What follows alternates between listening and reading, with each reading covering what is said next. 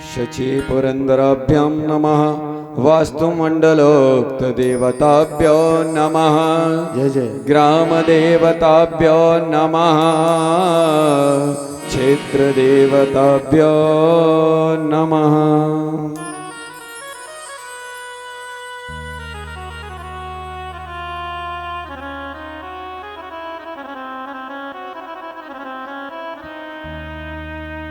गुरुर्ब्रह्मा गुरुर्विष्णु गुरुर्देव महेश्वरा। गुरु साक्षात् परब्रह्म तस्मै श्री गुरुवे नमः।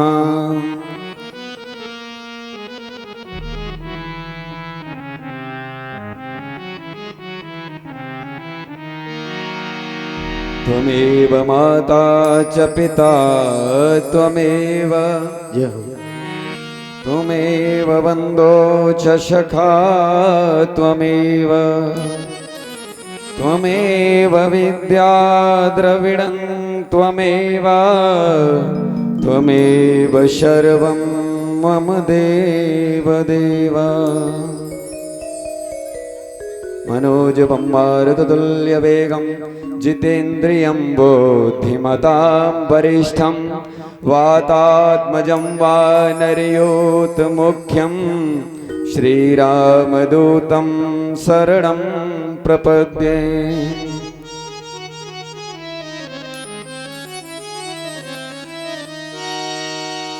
रामाय रामभद्राय रामचन्द्राय वेदसे। रघुनाथाय नाथाय सीताया पतये नमः।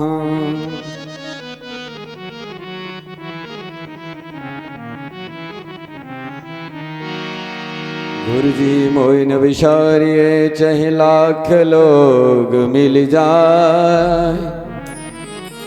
तुमको मौसम लाख हैं हमको तुम शमना।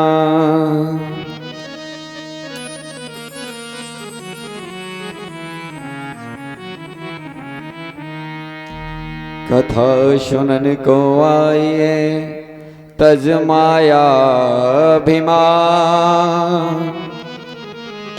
ज्यों ज्यों पग आगे बढ़े कोटिन यज्ञ समान। बोलिए हनुमान जी महाराज की जय। सियावर रामचंद्र की जय। उमापति महादेव की जय। सद्गुरुदेव भगवान की जय। श्री साकेत बिहारी धाम की जय हो। नमः पार्वती पतये हर हर महादेव। सर्वप्रथम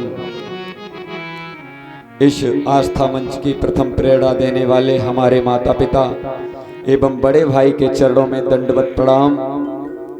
तत्पश्चात इस क्षेत्र में अपनी छटा को बिखेर रहे शोभन सरकार योगेश्वर सरकार के चरणों में नतमस्तक होते हुए अनंत बलवंत श्री हनुमान जी महाराज के चरणों में दंडवत प्रणाम। तत्पश्चात आवाहित एवं प्रतिष्ठित सनातन धर्म की समस्त अमोघ शक्तियों के चरणों में दंडवत प्रणाम करते हुए संगीत पर अपनी कला को दिखा रहे हमारे समस्त संगीत कलाकार, हमारे परिवारीजन एवं आए हुए समस्त संतजन एवं भक्तजन, सभी के हृदय में अखिल कोटि ब्रह्मांड नायक मेरे राम जी और मैया जानकी की उस परम जोड़ी सिया राम मैं सब जग जानी करहूं प्रणाम जोरी जुग पानी। सभी के हृदय में निवास करने वाली मैया जानकी और मेरे प्रभु राम की उस जोड़ी को दंडवत प्रणाम। सभी भक्तों को जय सिया राम। नित्य प्रति की भांति कथा में प्रवेश करने से पूर्व इस मन और वाणी को पावन बनाने के लिए 2 मिनट गुणानुवाद मैया शारदा के चरणों में दंडवत होंगे। तत्पश्चात जैसी मेरे योगेश्वर सरकार शोभन सरकार की इच्छा आपके साथ हरि चर्चा करेंगे।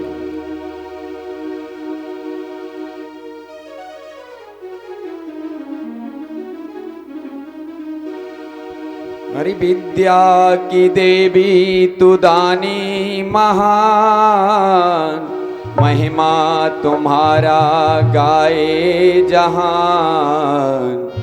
हंसों की सवारी है माँ शारदे, हंसों की सवारी है माँ शारदे। विद्या की देवी तू दानी महान, महिमा तुम्हारा जो गाए जहान। हंसों की सवारी है माँ शारदे, हंसों की सवारी है माँ शारदे।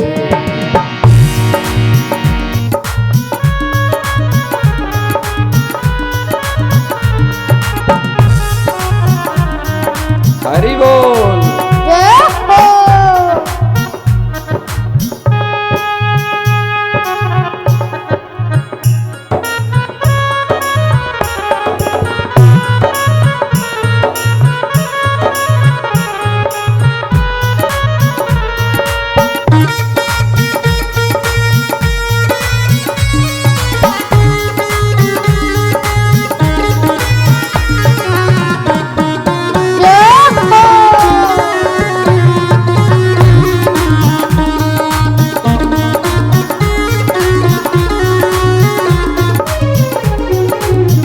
कहता है वक्त, तू न होती मैया कैसे लगती ये नैया किनारे। होती मैया कैसे लगती है नैया किनारे। मैं अकेला यूं ही गुण गाता बजाता सितारे। अकेला यूं ही गुण गाता बजाता सितारे। विनती को सुन लो माँ, मुझको तो वर दो माँ। विनती को सुन लो माँ, मुझको तो वर दो माँ। तेरा ही सहारा है माँ शारदे, तेरा ही सहारा है माँ शारदे।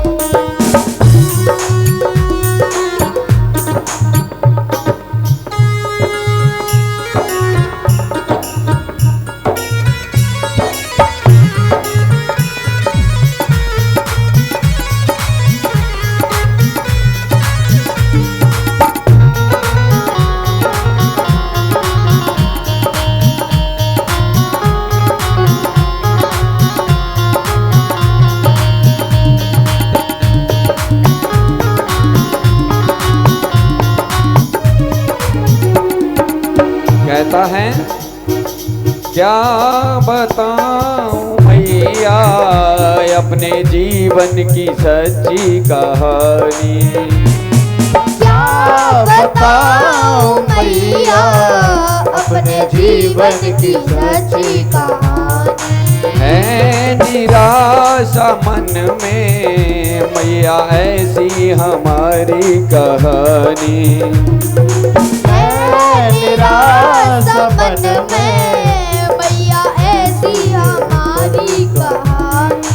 विनती को सुन ले माँ, मुझको सुन ले माँ, मुझको तो दर्शन दे, मुझको तो दर्शन दे। लाखों को उबारा है माँ शारदे, लाखों को उबारा है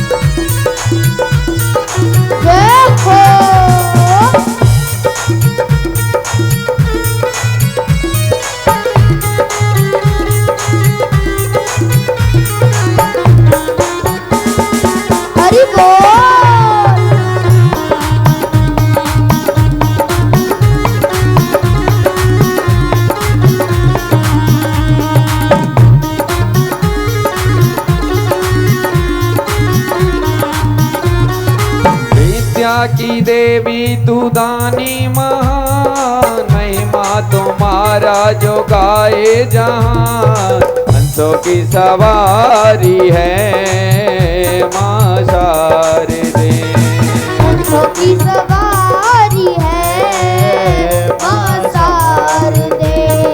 लाखों को मारा है माँ शारदे, लाखों को मारा है माँ शारदे। तेरा ही सहारा है माँ शारदे, तेरा ही सहारा है माँ शारदे, तेरा ही सहारा है माँ शारदे। बोले शारदा मैया की जय हो। हम सभी का बड़ा ही सौभाग्य है कि आज हम सभी इस राम कथामयी ज्ञान गंगा में स्नान कर रहे हैं। जब हमारे पूर्व जन्म के पुण्य उदय होते हैं, हमारे पितरों का, हमारे माता पिता गुरुओं का आशीर्वाद हमें मिलता है, तब हमें ऐसे अनुष्ठान, ऐसे आयोजनों में जाने का सौभाग्य प्राप्त होता है। आज कथा का तृतीय दिवस है। आप सभी लोग बड़े ही भाव से कथा के इस ज्ञान गंगा में स्नान कर रहे हैं, लेकिन कुछ लोग अभी तक यहाँ नहीं आ पाए। ये क्या है? हमारे पास सब कुछ है, धन दौलत गाड़ी बंगला, लेकिन हमें सत्संग नहीं मिल रहा है, सत्संग में जाने का सौभाग्य प्राप्त नहीं हो रहा है। इसका मतलब है भगवान की कृपा नहीं हमें मिल पा रही है। लोग कहते पता नहीं भगवान की कृपा नहीं हो रही है मेरे ऊपर, कि मुझे पैसा नहीं मेरे घर में आ पाया है, लक्ष्मी की प्राप्ति नहीं हो पा रही है। लक्ष्मी की प्राप्ति होना ये भगवान की कृपा नहीं है। अगर इसे हम लोग भगवान की कृपा समझते हैं तो ये भगवान की कृपा नहीं है। लक्ष्मी की प्राप्ति होना या हमारे घर में हाँ नाती पंती लड़के सब लोग हैं, तो ये भगवान की कृपा नहीं है। भगवान की कृपा हमें तब मिलती है जो हमें सत्संग में हरि चर्चा में जाने का अवसर प्राप्त होता है। यह हमारे पूर्वजों की जब हम पर असीम कृपा होती है, तब हम ऐसे धार्मिक अनुष्ठानों में पहुंच पाते हैं। नहीं तो घर में ही बैठे हैं लोग। हाँ, आवाज तो वहां भी पहुंच रही है। इस लाउड स्पीकर की बढ़िया व्यवस्था की गई है भैया के द्वारा, सबको चर्चा सुनाई दे रही है, लेकिन वो भगवान की कृपा नहीं है जो इस कथा पांडाल में चल के वो आ सकें और भगवान का प्रताप उन्हें मिल सके। यहाँ सुबह वेद मंत्रों का उच्चारण करके सनातन धर्म की सभी शक्तियों का आवाहन ध्यान किया जाता है, उनको भोजन दिया जाता है। तो 9 दिन के लिए ये ककरद ही नहीं है गांव, ये अयोध्या धाम बना हुआ है। तो जिसको सौभाग्य मिल रहा है, जिस पर मेरे राम जी की कृपा है, वो इस ज्ञान गंगा में गोते लगाएंगे, और जिन पर कृपा नहीं है तो वो अपने घरों में बैठे। बड़ी ही सुंदर कथा चल रही है। आज तीसरा दिवस है। साकेत बिहारी धाम से पधारे पूज्य बड़े भैया श्री प्रदोष जी महाराज के मुखार बिंदु से सुंदर संगीतमयी कथा का रसास्वादन आप कर रहे हैं। आज तृतीय दिवस आ पहुंचा है। कल की कथा में आपने सुना भगवान भूत भावन मैया पार्वती का विवाह संपन्न हुआ। इसके बाद मां पार्वती कैलाश पर्वत पर आकर भगवान भूत भावन को जब देखती हैं, प्रसन्न चित्त मुद्रा में बैठे हुए हैं, आके समीप बैठ जाती हैं। भगवान भी उनको आसन देते हैं वाम भाग में और बिठाते हैं। इसके बाद कहते हैं, कहिए क्या इच्छा है, किस इच्छा के साथ आप यहाँ बैठी हैं? मैया पार्वती कहती है, राम चर्चा सुनने की हमारी इच्छा है। भगवान राम, जब भगवान नारायण वहां बैठ के ही सब कुछ कर सकता है, तो फिर उसे अवतार लेकर क्यों आना पड़ता है? राम ने क्यों अवतार लिया है, ये सब कथा हमें सुननी है। भगवान केवल दुष्टों के संहार के लिए अवतार नहीं लेते हैं। दुष्टों के संहार के लिए अगर उन्हें आना पड़ता तो कोई जरूरत नहीं थी उन्हें यहाँ भूभाग पर आने की, क्योंकि दुष्टों का संहार तो वो वहीं बैठ के अपने धाम साकेत धाम में बैठ के एक पल में संहार कर सकते थे। लेकिन भगवान को अवतार लेके आना पड़ता है तो सिर्फ भक्तों के उद्धार की। भगवान कभी दुष्टों के संहार के लिए अवतार नहीं लेते हैं, बल्कि भक्तों के उद्धार के लिए अवतार लेते हैं। वही भूत बावन भोलेनाथ भगवान के अवतार के कारण बता रहे हैं। मैया पार्वती को बताया जय और विजय भगवान के दो गढ़ जो ऋषियों के श्राप की वजह से राक्षस योनि में चले गए, हिरण्याक्ष और हिरण्याकश्यपु बने, जिनको वध करने के लिए भगवान को अवतार लेकर आना पड़ा। जलंधर का वध करने के लिए भगवान को अवतार लेकर आना पड़ा। ये कल की कथा में आपने सुना था। आगे भूत बावन भोलेनाथ ने कहा कि एक बार ऐसा हुआ, अरे नारद श्राप दीन एक बारा, नारद श्राप दीन एक बारा, कल्प एक ते ही लगी अवतारा, कल्प एक ते ही लगी अवतारा, गिरजा चकित भई सुन बानी, गिरजा चकित भई सुन बानी, नारद विष्णु भगत पुण्य ज्ञानी, नारद विष्णु भगत भगवानी, नारद श्राप दीन एक बारा, नारद श्राप दीन एक बारा।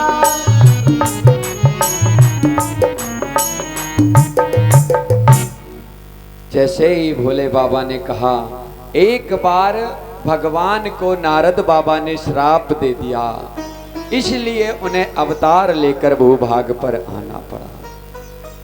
जैसे ही ये सुना कि नारद बाबा ने श्राप दिया भगवान को,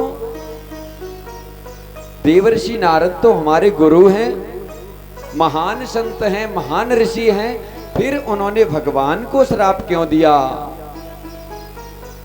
कारण कवन श्राप मुनि दीना, का अपराध रमापति कीना। अरे बाबा कृपा करके बताइए कि ऐसा कौन सा अपराध भगवान ने किया जिसके कारण भूत भावन वो नारद जी ने उन्हें श्राप दे दिया? ऐसा कौन सा अपराध कर दिया भगवान ने? यह प्रसंग मोय कहो पुरारी, मुनि मन मोह आचरज भारी। यह प्रसंग थोड़ा विस्तार से बताइए बाबा हमको, यह हमारी सुनने की इच्छा है कि नारद जी ने क्यों भगवान को श्राप दिया। बोले हाँ मैं सच बता रहा हूं, एक बार नारद बाबा ने भी श्राप दिया है भगवान को। बोले तो ये प्रसंग थोड़ा बाबा विस्तार से हो जाए, हमें बताया जाए कि क्यों श्राप दे दिया हमारे गुरु जी ने। बाबा ने कहा, अरे हिमगिरि गुहा एक अति पावन, हिमगिरि गुहा एक अति पावन, हिमगिरि गुहा एक अति पावन, हिमगिरि गुहा एक अति पावन, वह समीप सुर सरी सुहावन, वह समीप सुर सरी सुहावन, आश्रम परम पुनीत सुहावा, आश्रम परम परिपति ऋषि मन अति भावा देखे रे मन हरि पावा हिमगिरि गुहा एक अति पावन हिमगिरि एक अति पावन। एक बार देवर्षि नारद जी विचरण करते हुए चले जा रहे थे। एक हिमालय पर्वत के कंदरा में पहुंचे। विचरण करते हुए देखा सुंदर सुहावनी मंद शीतल सुगंध बह रही है। वहीं एक आश्रम देखा, आश्रम परम पुनीत सुहावा, बड़ा ही सुंदर आश्रम है। और जब इस आश्रम को देखा देवर्षि ने, मन को बड़ी प्रसन्नता मिली, बहुत ही शांति मिली उस आश्रम को देखकर। उस आश्रम में थोड़ी देर ठहरे और ठहरने के बाद भगवान का ध्यान करने लगे। तो ध्यान करते करते समाधि लग गई देवर्षि की। उस गुफा में समाधि लग गई है। सुमिरत हरिय श्राप गति बाधी सहज विमल मन लागी समाधि। भगवान का ध्यान कर रहे थे कि समाधि लग गई। और समाधि ऐसी नहीं लगी, अखंड समाधि लगा गए देवर्षि नारद जी। जब देखा इंद्र ने,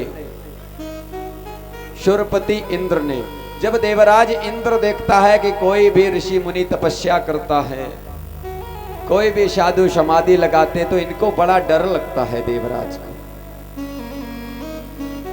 देवराज इंद्र ने सोचा कि देवर्षि नारद इसलिए तपस्या में लीन हैं कि ये हमारे इंद्रपुरी को, हमारे इंद्रासन को लेना चाहते हैं, इस पर कब्जा करना चाहते हैं।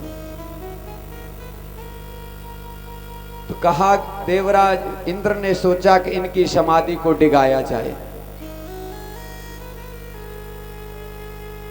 देवराज ने अपने मित्र कामदेव को बुलाया और कामदेव से कहा, जाइए उस हिमालय की कंदरा में चले जाओ, ककरदही के पास में देवर्षि नारद जी अखंड समाधि में बैठे हुए हैं, अपनी कला को दिखाइए और देवर्षि नारद की समाधि को डिगाओ।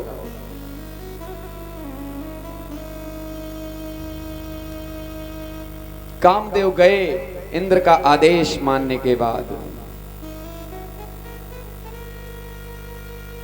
तेहि आश्रम है मदन जब गयो, तेहि आश्रम है मदन जब गयो, निज माया वसंत निर्मय, निज माया रंभादिक सुर नारी नवीना, रंभादिक सुर सकल असम सर कला प्रवीण, सकल असम सर तेहि आश्रम ही मदन जब गयो, तेहि आसन जब गयो।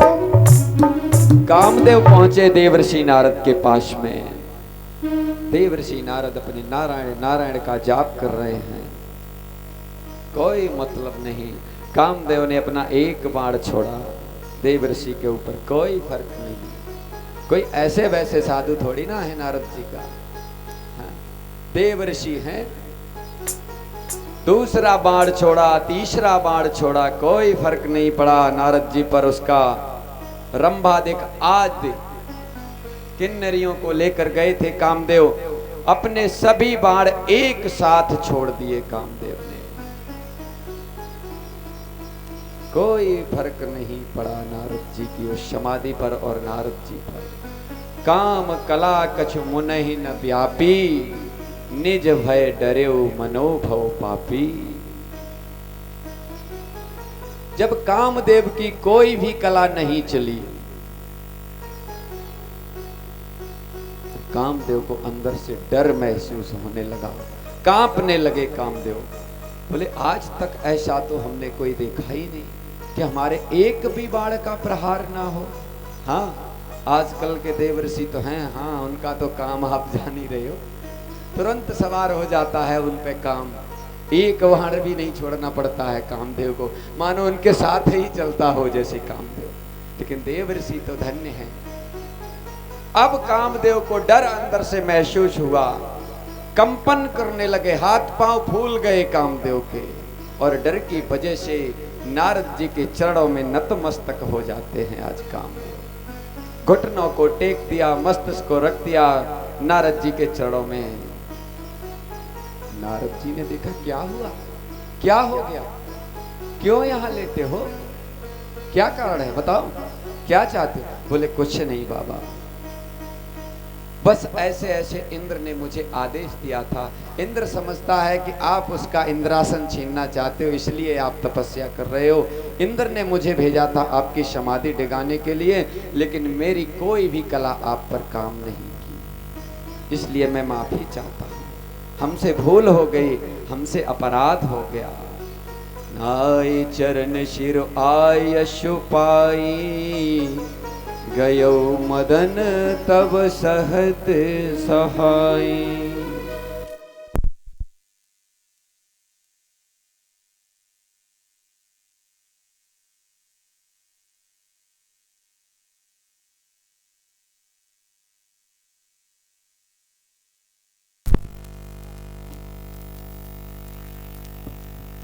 बोलो जय श्री राम। जय श्री राम। कामदेव ने भगवान नारद जी के चरणों में अपने सिर को झुकाया, प्रणाम किया, क्षमा याचना मांगी, और कामदेव जी वहां से चले जाते हैं। तब नारद जी को कुछ थोड़ा सा अपने आप में अभिमान सा महसूस हुआ। क्रोध को पहले ही जीत लिया था नारद जी ने, आज कामदेव पर भी विजय प्राप्त कर ली, तो थोड़ा सा अभिमान प्राप्त हुआ है आज नारद जी को। अस को जन्मा है जगमाई, प्रभुता पाए ताहि मद नाही।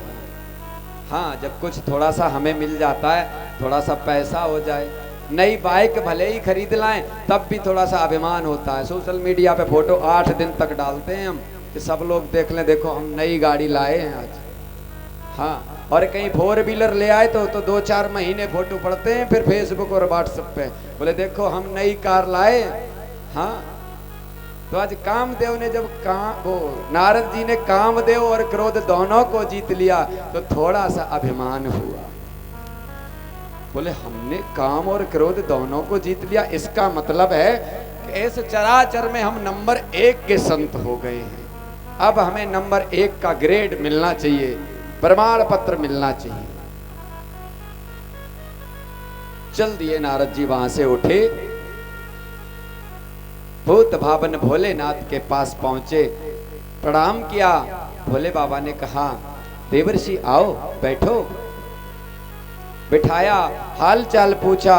उसके बाद देवर्षि चाह रहे थे वही पूछा, कहा देवर्षि बताइए आपके आने का प्रयोजन क्या है, कैसे आना हुआ आज यहाँ पर।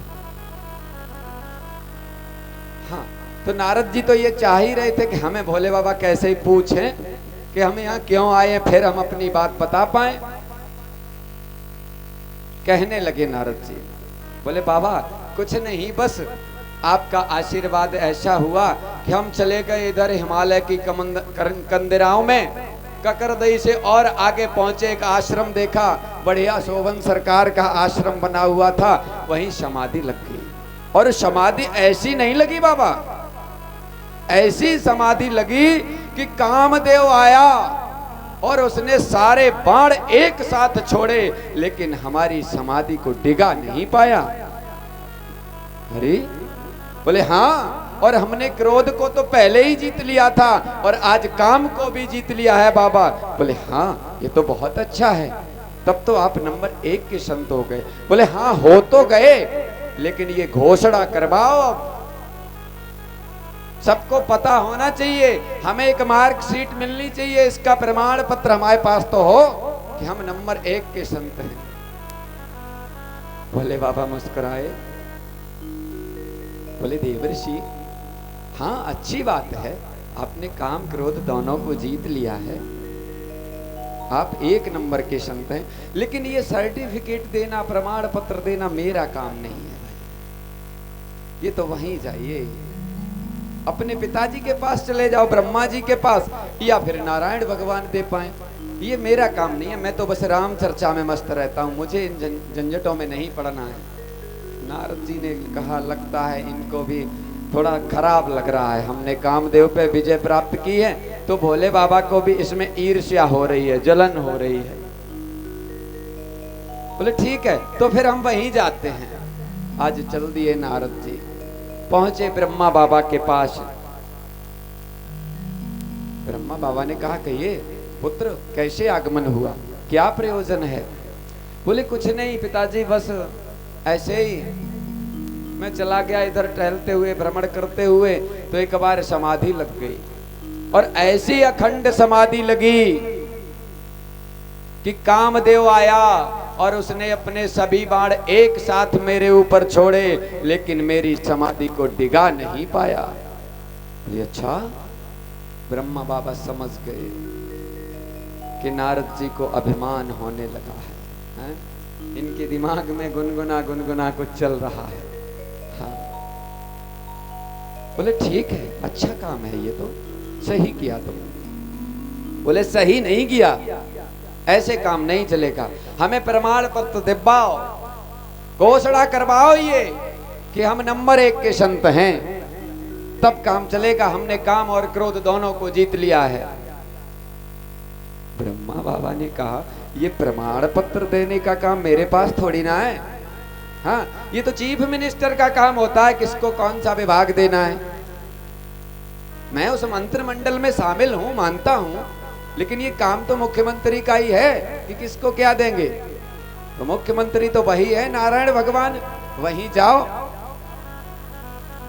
नारद जी ने कहा लगता है ब्रह्मा बाबा को भी समझ में ना आ रहा, हमारे पिता हैं लेकिन इनको भी खराब लग रहा है, क्योंकि इनने नहीं जीत पाया काम को, हमने काम पर विजय प्राप्त की,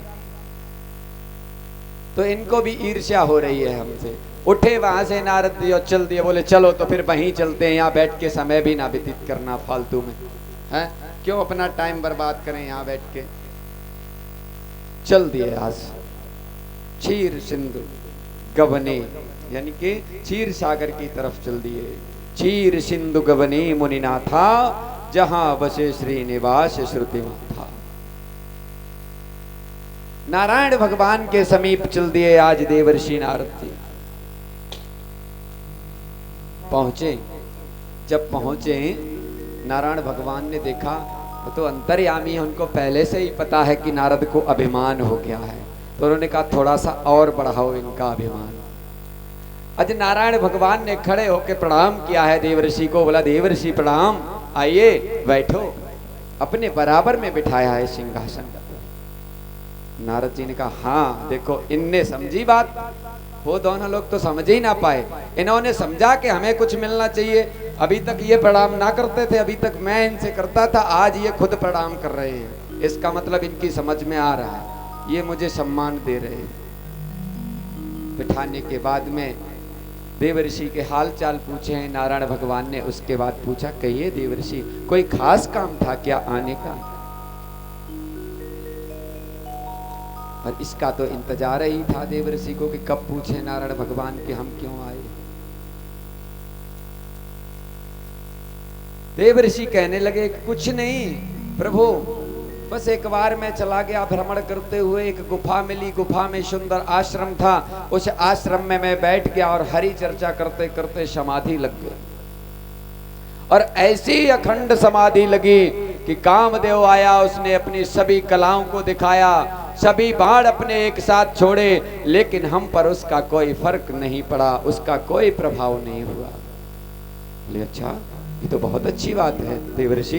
बोले अच्छी बात तो है, हमने क्रोध को पहले ही जीत रखा है, लोभ और मोह है नहीं हमको किसी का, तो हमने जब काम क्रोध लोभ मद मोह सबको जीत लिया है तो इस चराचर में हम नंबर 1 के संत हुए? बोले हाँ होना तो चाहिए। बोले होना चाहिए ना, ये प्रमाण पत्र दीजिए, आज हमें मार्कशीट बना के दो, इसलिए मैं यहाँ आया हूं कि इस चराचर में मैं नंबर 1 का संत हूं, मेरे बराबर का कोई संत नहीं है। भगवान मुस्कुराए। भगवान ने कहा नारद जी को अभिमान हो गया, और अभिमान प्रभु का भोजन है। अभिमान को खाते हैं भगवान, या ऐसे मान लो भगवान कभी भक्त को अभिमान होते हुए देख नहीं सकते। किसी संत को अगर अभिमान होता है तो प्रभु तुरंत उसको दूर हटाने का काम करते हैं। भगवान समझ गए। भगवान ने कहा ठीक है, आपने अपनी बात को रखा है, मैं भी अपनी कैबिनेट में आपके प्रस्ताव को रखूंगा। भाई मुख्यमंत्री भी कोई अकेले फैसला थोड़ी ना लेता है, वो भी कैबिनेट की बैठक करता है। हाँ, सभी मंत्रीगण बैठते हैं उसमें, उसके बाद फैसला लिया जाता है, तब मोहर लगती है। तो वही कहा नारायण भगवान ने देवर्षि से कहा, देवर्षि मैं आपके प्रस्ताव को कैबिनेट में रखता हूं, कल मीटिंग बुलाऊंगा, उसमें आपकी बात को रखूंगा और कहूंगा कि आपको नंबर 1 का संत घोषित किया जाए, प्रमाण पत्र मिले आपको। देवर्षि ने कहा ठीक है, तो मैं अभी जा रहा हूं, आज के बाद तभी आऊंगा जब आप मुझे बुलाएंगे प्रमाण पत्र देने के लिए। भगवान ने कहा हाँ बिल्कुल ठीक है। भगवान मुस्कुराए। भगवान ने कहा मार्कशीट क्या ऐसे थोड़ी ना बन जाती है, मार्कशीट के लिए पहले परीक्षा तो हो, पहले एग्जाम होना चाहिए, उसके बाद मार्कशीट बनेगी। वही किया प्रभु ने। आज नारद जी आगे वहां से चल देते हैं, और भगवान ने वही किया जो उन्हें करना चाहिए था। संत के अभिमान को दूर करने का काम किया है। मेरे प्रभु ने अपनी माया को भेजा, माया को इशारा किया जाइए। अभी नारद जी थोड़ी ही दूर निकले हैं, जाके रास्ते में एक सुंदर सा नगर बनाओ, वहां एक राजा और रानी बनाओ। माया ने एक कौतुकी नगर बनाया है रास्ते में। उस कौतुकी नगर के एक राजा हैं शील निधि, जिनका नाम है। इनकी एक कन्या है विश्व मोहिनी। नारद जी उधर से निकलते हुए जा रहे। नारद जी ने देखा ये डेकोरेशन कैसा है, ये नगर इससे पहले मुझे कभी दिखाई नहीं दिया। हम निकल के जाते थे, लगता है कोई नया गांव है। अंदर प्रवेश किया, देखा अंदर सजावट रहे और ज्यादा। पूछा भैया ये कौन सा नगर है? बताया ये कौतुकी नगर है। बोले ये सजावट, ये डेकोरेशन क्या है?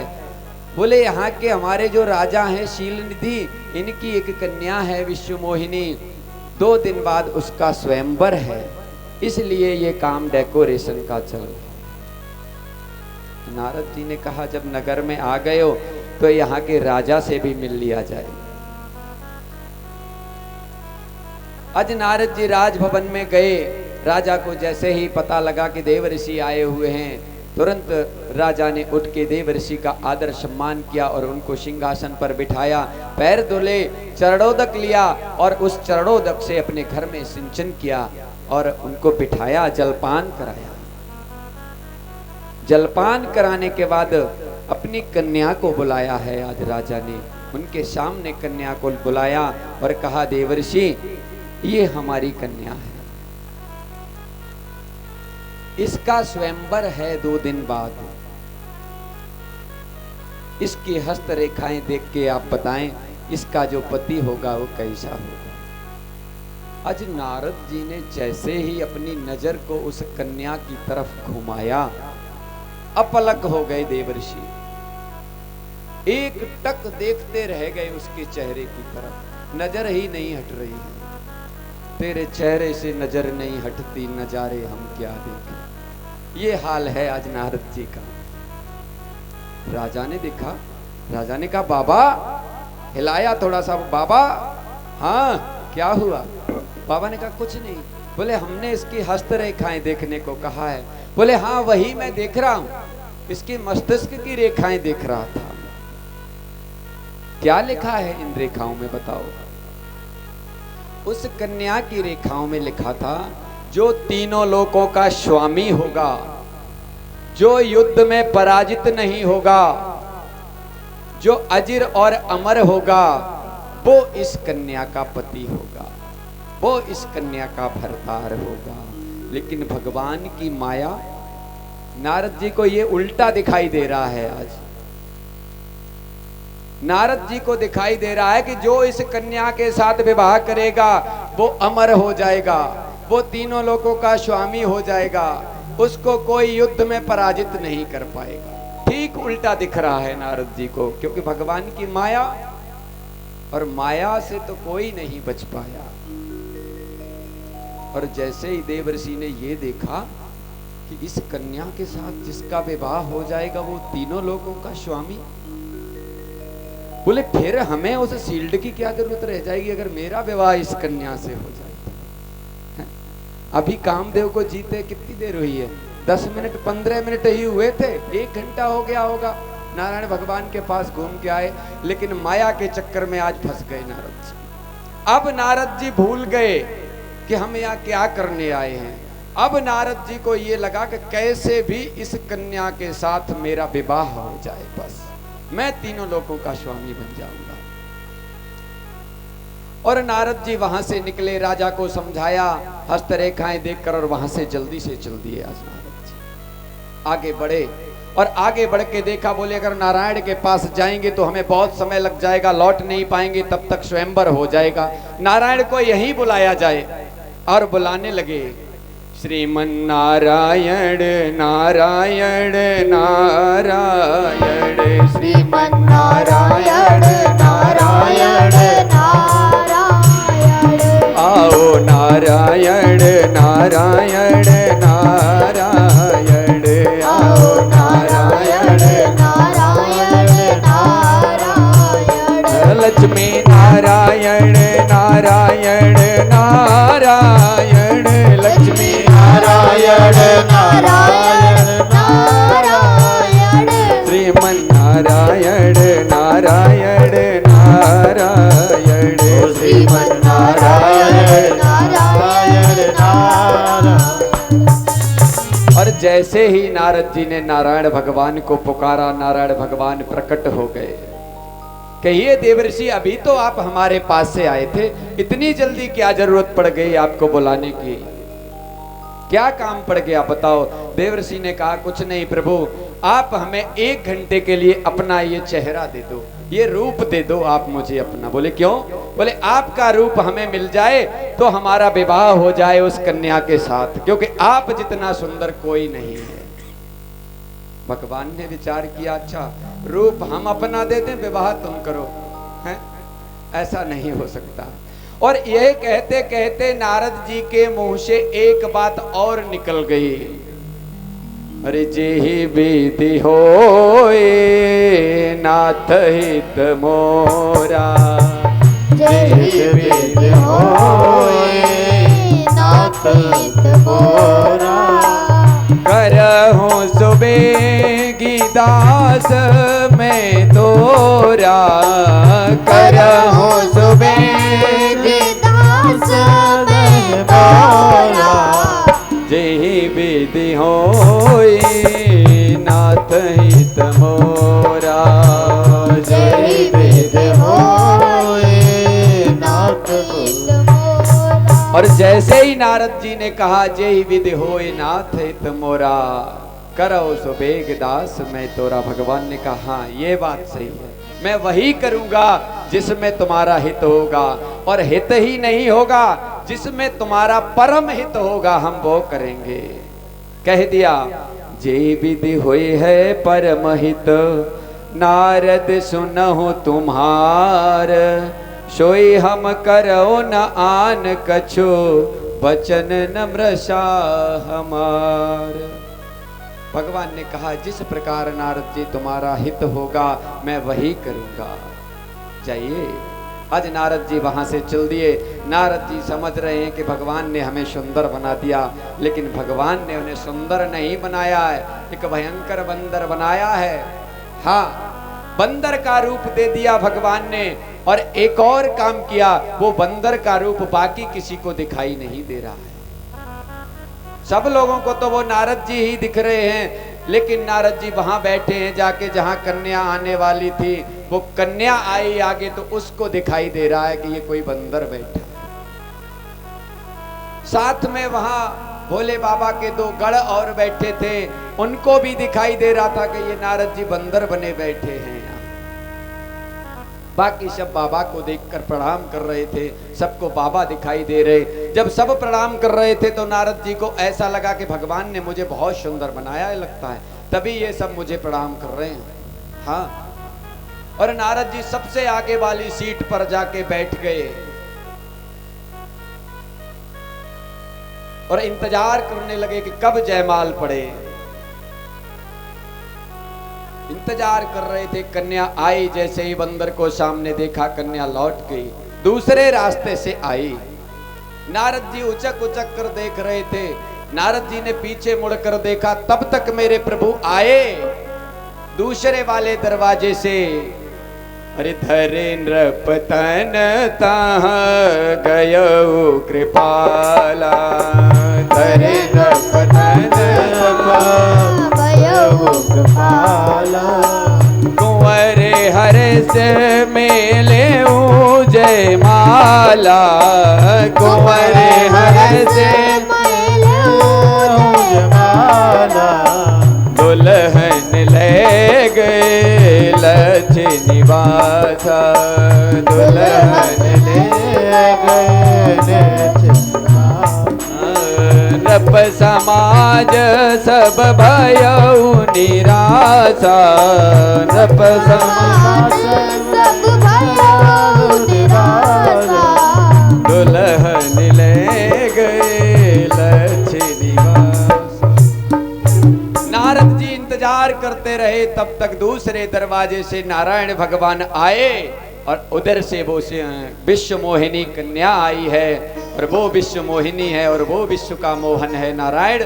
दोनों का मिलन हुआ, विश्व मोहिनी ने जयमाला पहना दी, नारायण भगवान विश्व मोहिनी को लेकर चले गए। उन गणों ने कहा, बाबा अब काहे बैठे हो यहाँ, चलो। बोले क्यों, विवाह होना। बोले विवाह तो हो गया। बोले कब? बोले वो तो ले गया। कौन? बोले वो तो ले गया, नारायण ले गया उसको तो। बोले और हम सबसे सुंदर थे फिर हमारे? बोले तुम सुंदर हो तो देख के तो हाओ। हाँ, गड्ढे में पानी भरा है, उधर देखो अपने मुंह को। और जैसे ही नारद जी ने उस गड्ढे में पानी में अपने मुंह को देखा, उन्हें दिखाई दिया कि ओहो नारायण, तुमने ये मुझे बंदर बना दिया। एकदम से क्रोध में आए, पहले उन गणों को श्राप दे दिया कि जाओ, तुमने मुझे पहले नहीं बताया, तुम राक्षस हो जाओ। उनको श्राप देकर आगे बढ़े, क्रोध में भयंकर लाल ताते होते हुए चले जा रहे हैं। और आगे थोड़ा सा बड़े, भगवान ने अपनी माया को दिखाया। एक तरफ वो विश्व मोहिनी, दूसरी तरफ लक्ष्मी, आगे ही बीच में ही मिल गए भगवान। और जैसे ही देखा तो मानो क्रोध को और बढ़ा दिया वो भगवान ने। हाँ, आपकी शादी होने जा रही हो और वो शादी कैंसिल हो जाए, और फिर वो कन्या का पिता दूसरे लड़के के साथ शादी कर दे और उसमें तुम्हें दावत देकर निमंत्रण खाने आ जाना, क्रोध तो आएगा ना। वही आज नारद जी को भी क्रोध आया और एकदम से कहा, नारायण मैं जान गया तुम्हें, जान तो मैं उसी दिन गया था, समुद्र मंथन में वो हलाहल विष निकला तो भूत भावन भोलेनाथ को दे दिया, लक्ष्मी निकली, मणि निकली तो तुमने स्वयं ले लिया। यानी कि अच्छी अच्छी वस्तुएं आप खुद ले लेते हो, जहर भोले बाबा को दे दिया। तुम किसी का हित नहीं चाहते हो, स्वार्थी हो तुम,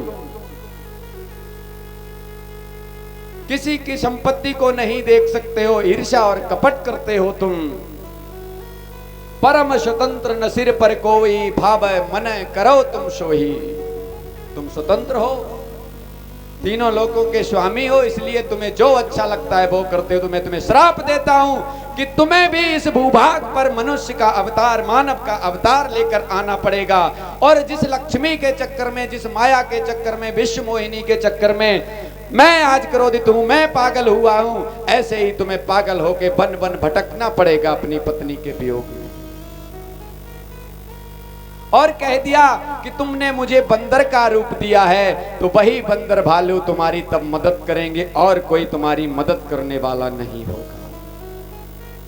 जैसे ही श्राप दिया, भगवान ने श्राप को शिरोधार्य किया, कह दिया बाबा मुझे मंजूर है, देवर्षि मंजूर है आपका श्राप। और फिर अपनी माया से इशारा दिया, माया से कहा काम हो गया है अब चलो।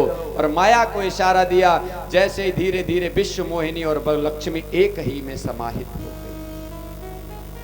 माया जैसे ही हटी, नारद जी का दिमाग थोड़ा सा संतुलन में आया और उन्होंने देखा ये क्या है।